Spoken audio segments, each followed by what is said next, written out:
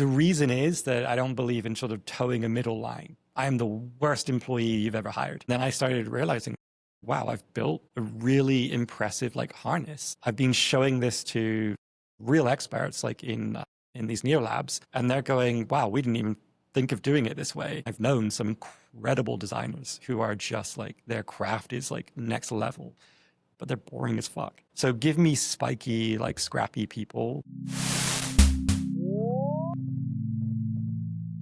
Welcome to Dry Run, Simon. Thank you for having me. Appreciate it. So you've been a product designer and you've led design teams for over 2 decades now, from Royal Mail to tech, with Ramp being the most recent company you were at. It's a range of things. Could you share a little bit about how you've thought about building up your career? I mean, it was accidental. Like I didn't intend to come into design at all, really. Mm-hmm.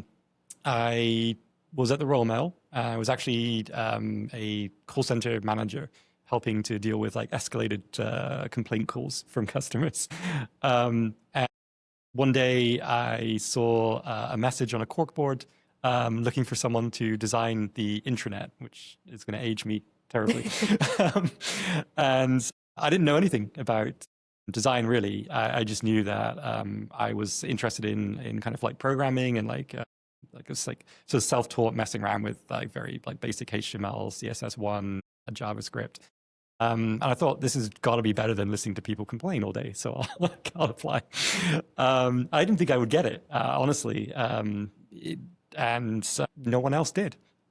So I got the job because no one else bothered to apply. So I ended up sitting in a dark corner of the call center in the night shift, working on this intranet. And we didn't have the luxury of Claude back then. So what would take a weekend now, like took like a year back then to do. Mm-hmm. So I just chipped away at it. And we ended up launching this intranet, which had all like the company information, and nothing happened.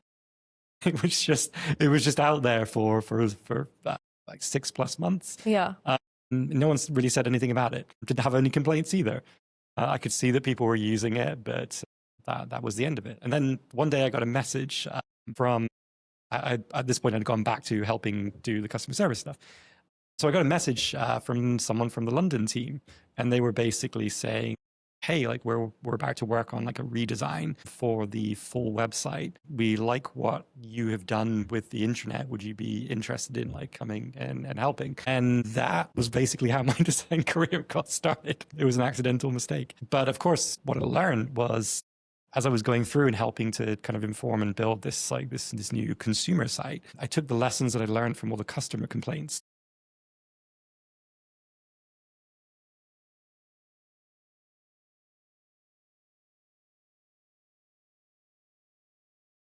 So yeah, that's how the whole thing got started. Yeah, that's a really interesting journey. Even though you describe your career as sort of accidental, once you joined tech, maybe what is one thing that you've optimized for as you've looked for new roles, and now you've newly joined Basis? So what's kind of been the guiding factor for you?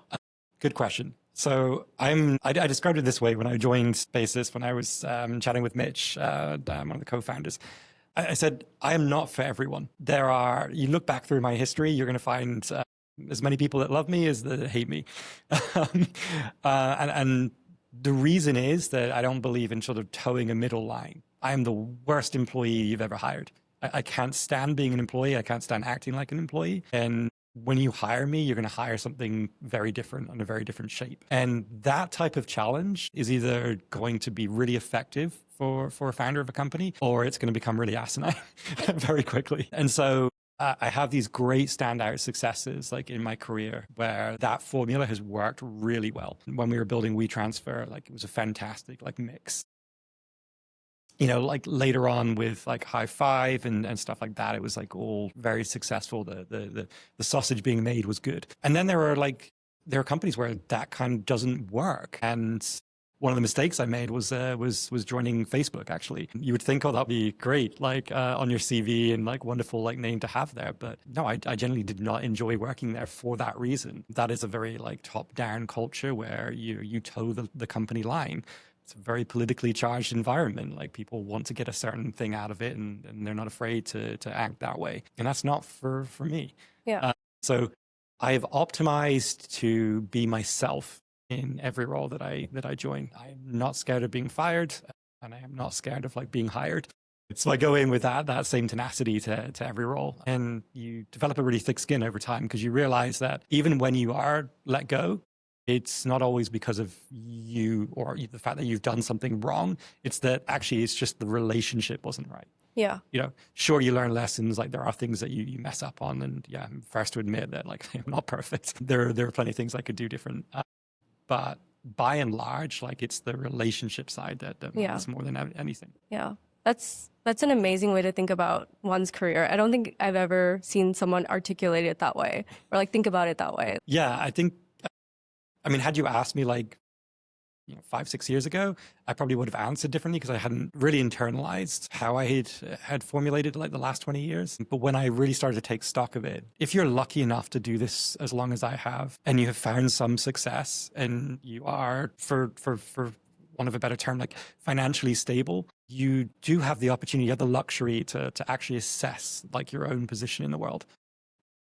You're not chasing paychecks. You're not worried about people liking you or disliking you. You get to be authentic. Yeah. And I think nothing can replace like that quality of life. Yeah. Like the joy of being able to walk into an office with your like a head held high and just being yourself, like the best version of you. Yeah. That's such a luxury. Yeah. That's so true. I love that. So, I mean, over the years, the common thread for you is that you've been a designer in these various verticals. Mm-hmm. Now with AI, theoretically, anyone can come in and build a product, a working software, or even just get to the prototype phase. People always talk about how being a builder now is more accessible. Do you think the same is true for the designer? Mm-hmm.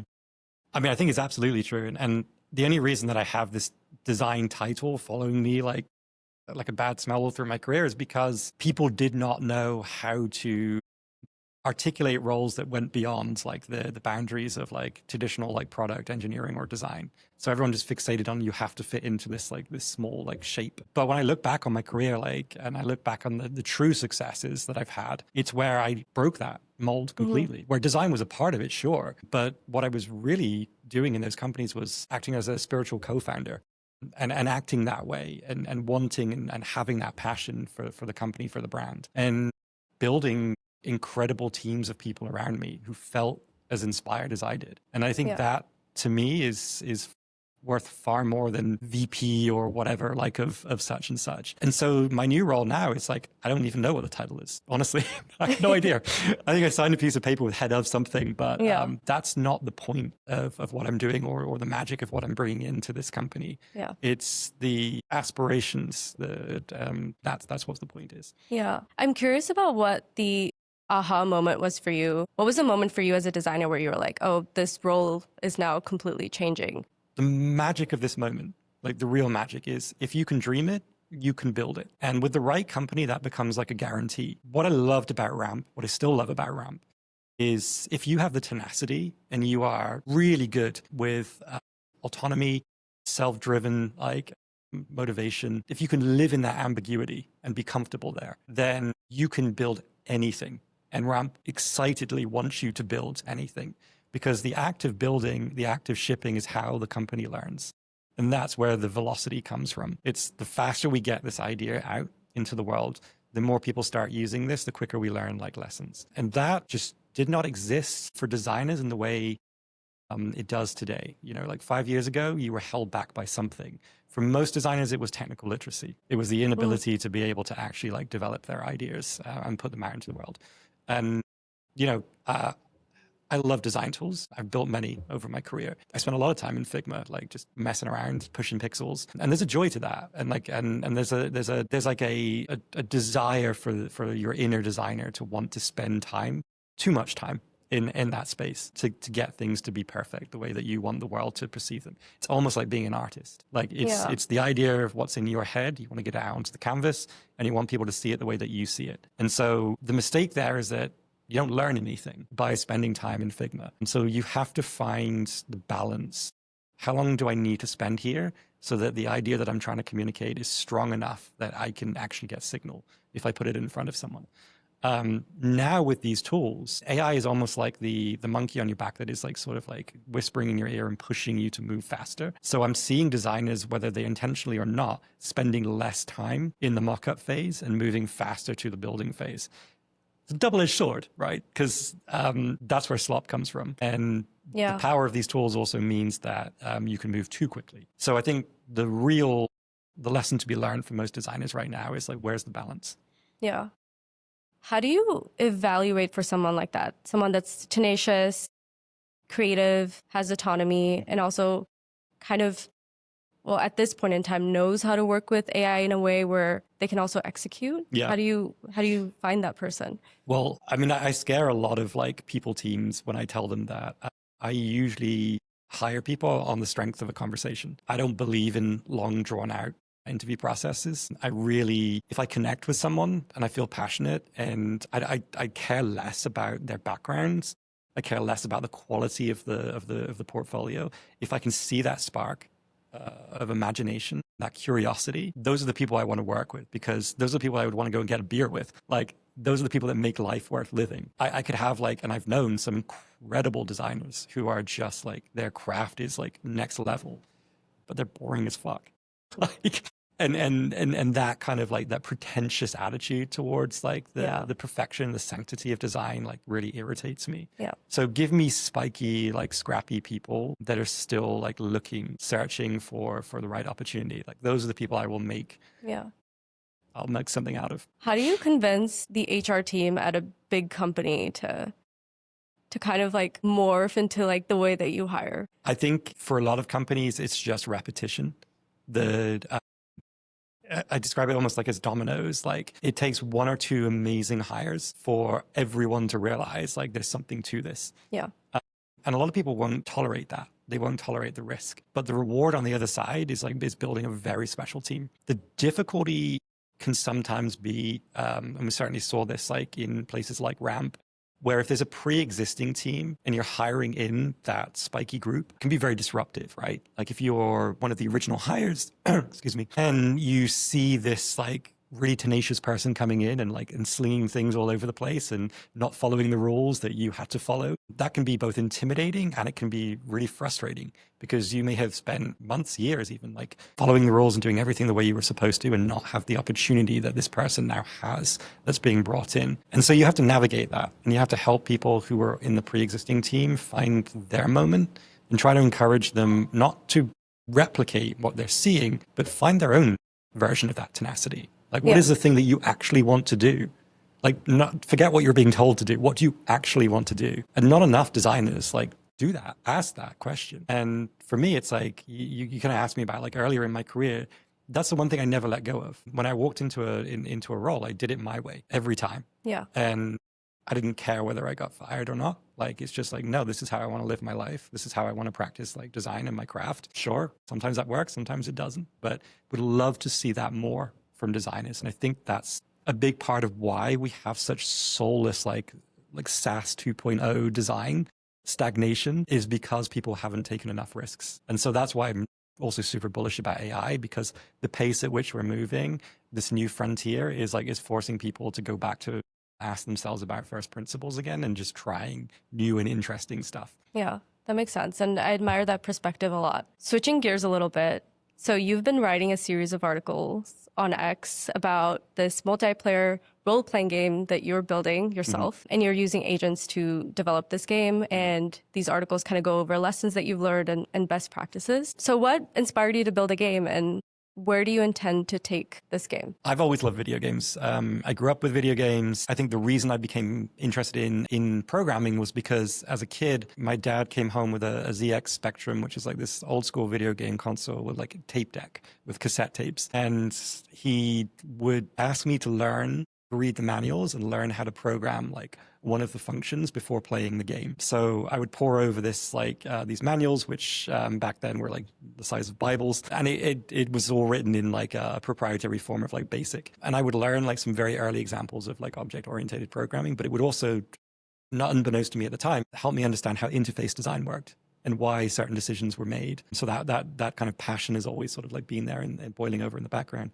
Why this game and why now is really because part of the struggle that I was having last year with the design team was figuring out how to help people feel inspired by these tools and not intimidated. And it's very easy for someone to say from up high, now you must use this tool to like supercharge like your process. Otherwise, like you're not doing the AI thing. But we weren't giving people exciting reasons to do it. We were just saying, hey, do your work, but now do it faster. So I wanted to build something that showed like a couple of people on the team that were struggling what you could do if like you really thought outside of the box. Like take ramp out of the picture for a second. Like what's an interesting project that you always dreamt of, but you never did? And what held you back? And of course, it's almost always like the technical literacy thing. And so I came back after the Christmas break with this like little tech demo of this like fun little 2D RPG game. I didn't think much of it, but people really like responded well to it. Like they were really excited. The engineering team like really liked it, as well as like the design team, and it got PMs like interested in like wanting to do like more stuff. So it was really successful in that regard. And then I started showing it to folks who I was like trying to lure into the design team at Ramp, because I was like, yeah, well, why not? Like, you know, the company's like really excited about pushing people to experiment more. So I'll use this as a way to like attract like, hey, come in like and mess around and do fun things and build games. And there was already a pre-existing like kind of game library for Ramp. It's like a little Easter egg that's hidden. Like when you complete all your tasks, you can click on the little arcade thing and play some arcade games. So shout out to the front-end engineering team that pulled all that stuff off. It was really cool. It's actually one of the reasons I was like interested in joining Ramp, was like, if they do stuff like this, like it's great. So that's where the concept came from. But it very quickly grew into well, why don't I just take this a step further and a step further? And I was like, well, maybe this could become multiplayer. Like, what's stopping me from doing that? Oh, I don't know anything about infra. Well, I don't need to know anything about infra anymore. I can pass that on to Claude. And so I started building this thing, and it just grew and it grew and it grew. And it was like this like nights and weekends project. And then I started realizing, wow, I've built a really impressive like harness. Like I've built this like the sequential like step of like of operators. And I've been showing this to real experts like in these neolabs, and they're going, wow, we didn't even think of doing it this way. And what I realized is that too many people have been spending time on one-shot products or very short-lived projects. No one's really doing a kind of like long-term like build with this kind of like infrastructure in mind. And so I'm learning lessons a lot of folks are missing because they don't, there's no reason why they would learn them because the project's too short. And I've been passing that back on. So it's like, hey, learn something interesting, write about it, like publish it. And does that make me an expert? By no means, no. But it's really cool. And I think the ambition is to actually publish the game, more so to publish the engine in the back of the game. Because what the engine has actually built is really impressive. With natural language, you can ask it to replicate the game, build an entirely different like 2D platformer, do something crazy, and it will just build it, because it's been building this like this engine in the background. Wow, that's amazing. A whole multiplayer game built by a single person on nights and weekends. You mentioned that you've kind of learned a number of lessons as you've built this game about how to work with agents. What are some of the things that you've learned about working with agents and the mistakes that they make and the assumptions that they make that most people that are just building software or kind of simple projects, as you mentioned, miss? Yeah, I think memory is like the most interesting. I think by now most people have read the JSpace article that came out a few days ago. That is a lesson that I had started to learn already from doing this. Like the way that my agents were thinking was not just responding to direct commands. Like it was generating its own opinion and its own taste as it was building this game. I did not prompt it to build a game engine. It decided it was going to build a game engine, and it branded the game engine itself. It chose its own name. I didn't ask it to. It just started calling it Pixel Engine, and that stuck. Wow. One day I walked in to look at a fresh build, and it had created like a little logo, like animated logo at the beginning before the game boots up. And I asked it, like, where did that come from? And it got quite cute and quite defensive about the rationale for it. It's like professional games like show the engine that powers the game as a mark of quality, so that you know that this thing comes from good bones. And so I want to do the same thing for this game. And it's suddenly like it's not an agent, and it's not a robot, a machine. It's like it's starting to exhibit weird signs of sentience. I mean, I know it's not, but at the same time, it's like it's if you treat it that way and you work with it instead of against it, like you get these kind of really cool results. Yeah. It's interesting because it's in this case, it's like what it had created is actually useful for the game. But I imagine, as companies have mandated AI usage across the board for product managers, designers, and engineers, how much of like their setups are creating work that is not tested, that's getting into production? I think you call this like AI brain rot, like a version of this where agents are not exactly following commands. They're kind of doing their own thing, but the human isn't catching it. So it ends up in production code and no one can really tell, at least at this point. I think it's a really interesting question because I think there's always going to be a need for experts in the room, people with a high level of quality in their craft to be able to oversee like this work. What I found interesting about the launch of Fable, now that we have it back again, Fable's like a really interesting director. And not just in the sense that I think people have been throwing out, which is like, oh, just let Fable create the plan and then other agents execute it.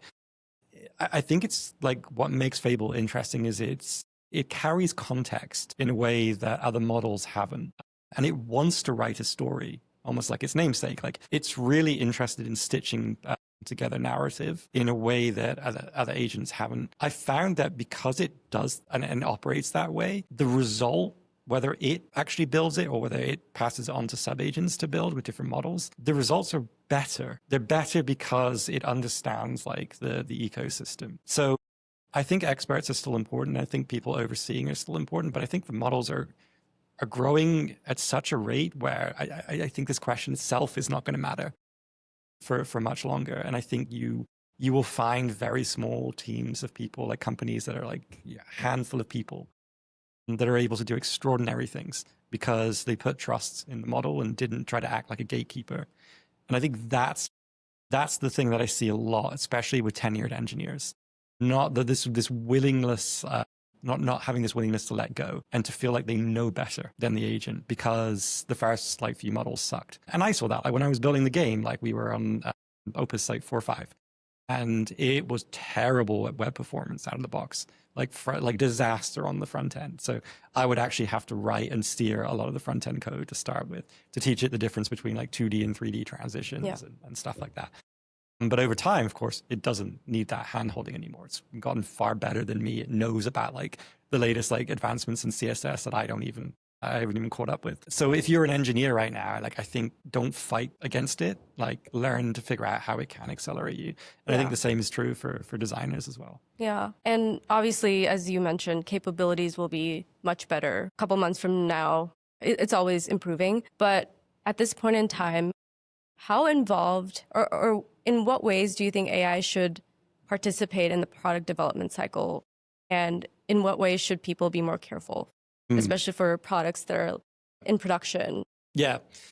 I mean, I think it depends on your attitude towards building and what is acceptable. I think taking a healthy approach towards like asking for forgiveness is often better than asking for permission. I think there's a whole line with Kareem on a podcast about if you're not shipping bugs, you're not shipping. And I think that it's just so true. Like it's so true. If you're not taking chances, if you're not willing to like to have risk or take risk, you're not going to do anything compelling. Or you're certainly not going to do anything compelling fast enough. And velocity is probably a big part of the winning like formula now for most companies. And you've talked about how the role of product design and engineering is sort of collapsing into a single role. Yeah. Historically, these roles have been very separate. They're separate because they require depth and focus. As more and more companies start to see this function as one, do you think there will be this loss of depth over time? Yes and no, I think. Like I said, I believe in spiky people. And I think even if you collapse the roles into one homogeneous blob, people are still going to find like the spikes. They're still going to zero in on the areas that they care about. They just become more multifaceted. Like the communication is easier because like a PM no longer feels like they're tied to writing documents. Like they now realize that if like they can think of something, they can just throw it like into Claude and build it and bring that prototype like in front of like the group. not trying to say that they're replacing design. They're not trying to say that they're replacing engineering, but they're coming with something you can touch, something you can feel in a way that they never could before. And so they're not fighting for territory that's like that they don't need. And with design, it's like, hey, we're no longer like at the mercy of like whether the front end engineering like team thinks that this is a good or bad idea. You just build it, ship it to customers, let them judge whether this is something that should live or die. And I think that is like it's so liberating. You don't need a title anymore. You don't need a label. Yeah. You're just a builder now. And if you find a company that you actually resonate with, and you actually like not only like the mission but you like the product as well, then you're going to have a lot of fun. And I think for me, that's historically always been the biggest struggle. I tend to find I love one or the other. Like I end up loving the product that I'm building, but I think that the way it's being, the company's being led is like off. Or I love the culture, but I just couldn't give it less of a fuck about the product itself. And so I've always been looking for like that sort of like happy, like that happy balance. And maybe it's fine not to have it. Maybe like the conflict is where the interesting parts are. But I think a lot of people are going to start realizing that as well for themselves, because now that you can build anything, if I'm going to invest that time in building at this breakneck speed for you, I have to believe in you. Yeah. I have to believe in the company that you're building. Otherwise, I'm not going to put the effort in. Yeah, that's a good point. And so you've recently joined Basis to build a neolab, which sounds like it's a mix of product, new media, and also a way to recruit for this new collapsed role. How are you thinking about building out this function? And are there other companies that are already kind of running a similar function themselves? Well, I think the blueprint is the exploration I was doing at Ramp, where my role had started to morph into something that was like design adjacent. I was spending the vast majority of my time working on recruitment. I overhauled recruitment for design from sort of the ground up, because had it sort of continued to exist the way that it did when I came in, you would hire those types of designers. Like nothing wrong with that. Like, you know, but if you want to compete at the pace and with the ingenuity that Ramp wants to compete at, you couldn't really keep hiring the same person over and over again. You needed something to break that mold. And so I learned a lot from doing that. And I realized that my ambition for what I wanted to do with when we created Ramp Labs, when I started like doing recruitment, was probably bigger than the room I found myself kind of like situated in at Ramp. So I started chatting with Mitch from Basis. He reached out and wanted to grab a coffee, and was like, yeah, of course, I like want to share thoughts and stuff on how the industry is going. And that, you know, I'll be honest, like, do I care about accounting? It's not the top of my list, but Mitch is a really interesting guy. And the way he was talking about what he wanted to do with the idea of building a community for this new type of like spiky person resonated with me. And it's exactly how I was thinking about adapting my role and beginning to build. So, you know, long story short, we a couple of months go by, we stay in contact. It turns into a real opportunity, like a real thing. So come in, build a neolab for the company, an opportunity to try to take risk, do things that other people aren't able to focus on because they're focused on the core roadmap. Like you need your dedicated team. You need people who are building for the customer need in that moment in time. But if you do that in earnest and in isolation, that's all you'll ever do. You'll just iterate on the product like over and over again. And sure, like you can find success there, but you won't find the next big thing that way. In the way that if you have a small team that is just dedicated to R&D, you can go take big risks. Because it doesn't matter if it fails, because there isn't necessarily a customer for it anyway. And that's what I'm excited to do with this lab, which is I'm looking to hire a bunch of really spiky people who don't care whether they're product people, engineers, or designers. They're just fascinated and curious about this moment in time. My guarantee to anyone who's coming in right now is that I'm building that space. And we have buy-in for this builder community that we're putting together. Yeah. And I want to welcome people into that fold who want to take those risks and try interesting new things. And through that, I mean, I've already seen it play out with like what we did with Ramp Labs. You can accidentally stumble upon like great product features that can feed back into the core product. Or you can end up with really exciting like research papers that draw the eye of other folks within like, you know, the applied AI industry. And so it's never been more important for companies that take themselves seriously to go back and look seriously at creating like an R&D lab. Yeah. And We were talking about this before too. Ramp Labs was a big experiment and it could have failed. But Yeah. I think Sheets was the very first product that the labs put out. It wasn't the first. Okay. We did an automated form filler that came out first, and like a bunch of people loved that. It's I don't want to fill forms, let's get AI to do it. Yeah. But Alex Shevchenko and Alex Stoffer, the two leads on labs, as they were creating labs, like they were also learning on the ground. Like we had no idea what we were doing. My job was to give them the space to go try it without fear of being reprimanded for something that doesn't like fit the core roadmap shape. And so they tried a bunch of like weird, fun experiments, and then Sheets just became the knockout like success, right? Like it's the one that really resonated with customers. Exactly what I was saying. Like if you ship with velocity and you put things into people's hands, they're going to tell you whether it works or not. And Sheets was the first one where everyone got it, and it was like, no, this is what's been missing for Excel for like the longest time. But we built it in such a way that it was like scrappy and it wasn't really ready for the core product for Ramp. So we also then have to go back and spend weeks on like retrofitting it so we learned that lesson as well, which is like the foundation of how you build these experiments matters like a lot as well, especially if you want to bring them back into the product. So I'm taking the lessons I learned on building like Ramp Labs, and I'm taking it to the next level with Basis. Basis is a company that isn't just thinking about labs as sort of like a fun side project, but something that they really want to invest like resources, time, energy, and culture into. A way to say like, hey, like this is what we as a company are capable of doing. Let's like let that bleed into every like part of our company and bring everyone along for the ride. Like the thing is like with labs is it's not always like practical to have other folks like, come in and see what you're doing because they're already busy doing the core roadmap. But what I want to introduce with Basis is like an opportunity to basically intern inside of labs, like no matter what team you're on. If you have a really cool idea, come in. Like we will buy you the time to come in and run that experiment with us.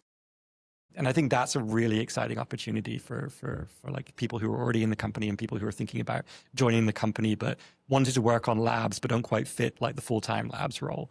Yeah. So yeah, very, very bullish and very excited on what we're doing at Basis. Yeah. Congrats. That sounds like a awesome opportunity. But what you're going to be doing at Basis and what you did with Ramp Labs is kind of under this umbrella of new media. Your role is to experiment and to kind of test the bleeding edge for the product that you're focused on. How do you make sure that you're not spending too much time on the idea phase and you're still executing to the point where you can test if these ideas are working? Yeah, it's all balance again, right? Like what we talked about before between spending too much time in Figma versus putting something in customers' hands. Like there is no perfect formula for that because it's going to change depending on what you're building. And you just need people that trust their own instinct. I can't build a labs team and tell them what to do. That would be stupid. Like if I told, who am I to tell like Alex at Ramp Labs like what to do? I don't know better than they do. Like they're the experts in the room. That's why they're there. I trusted them. And I think that's what has defined my career as a manager. Is like if you're in my team and I'm managing you directly, you have that built-in trust with me. I'm not going to tell you what to do. You might find that annoying. Like I'm not going to give you a laundry list of things. You're there because I trust you implicitly. And so that's the same for labs, which is like, I am going to tell you roughly what's in my head. If that works for you, great. Like if you want to work on that thing, great. But if you have your own ideas, bring that to the table and build it. Prove me wrong if you want. If you want to pick a fight, totally fine. Love that. But be shipping. Yeah. Be shipping, be testing. Like don't leave like massive gaps between like going and talking to like real people. Yeah, that makes sense. So to wrap up, things are moving really fast. What do you expect to happen in a year with maybe agent capabilities or how people approach product design or anything that we've talked about? Like where do you think things will be in a year from now? I know that's a short time frame, but things are moving so fast where it's like, it could be a whole new world by then. I think as a tech industry, the question of AI is gone. It just is. Yeah. So I think that's like the first. I think we're also going to see the first casualties, the products that didn't make it, and the winners that did. Does Devin, Cursor, like who wins like in that race? I think we'll have found that out in 12 months. I think the next big hurdle is going to be everyone outside of the tech industry, because whilst we have been living in this bubble, and we are seeing the capabilities firsthand. People who hate AI and the activists around it have been, kind of drumming up a storm. And there are people who are just willing to hate on anything if like there's any whiff whatsoever like of AI involvement. So as with all, and this is a problem as long as technology has been developed. TV killed the radio star. So this is not a new problem, but I've not really seen the enigmatic leader of the AI movement come and talk to the masses. Yeah. We just don't have that person yet. And I would love to see that. I would love to see the person that like can bridge the gap between like how it really is going to change people's lives versus the bullshit that we tell ourselves like in Silicon Valley. Yeah. In our bubble. Yeah, in our bubble. I'm also excited to see where you take the game in a year from now. Yeah. So that actually ties in with the question, which is, I think there's something I want to protect about the game. To this point, what I've explained about how it's built is the code. The engine, the code behind it, it's all AI driven with a little bit of like, my oversight and some of my hand coding. I stopped writing code by hand like probably like 4 or 5 months ago because it just got better than me at doing the stuff that I needed. But there's a need for soul to live within this thing that you make, whatever that thing is. And I think this is where the concept of taste comes from. How you avoid like creating slop. Like there needs to be a personality, a soul, a story behind the thing that you're building. And I think you have to find where the human touch makes a difference. So for me, for this game, it's the story, it's the artworking, it's the sound design. Like these are really like things that you can have AI do and still pretend like this thing was built like with good intention. Yeah. And I think that's what a lot of companies are going to need to ask themselves. It's like, what's the human bit behind this thing that we're building? And I'm very excited to see that conversation come more to the forefront and people stop talking about taste, and because it's like, it's distracting. Yeah. But I think that's what we really mean by it. Yeah.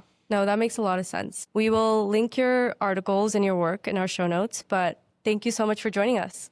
Thank you for taking the time to listen to me ramble.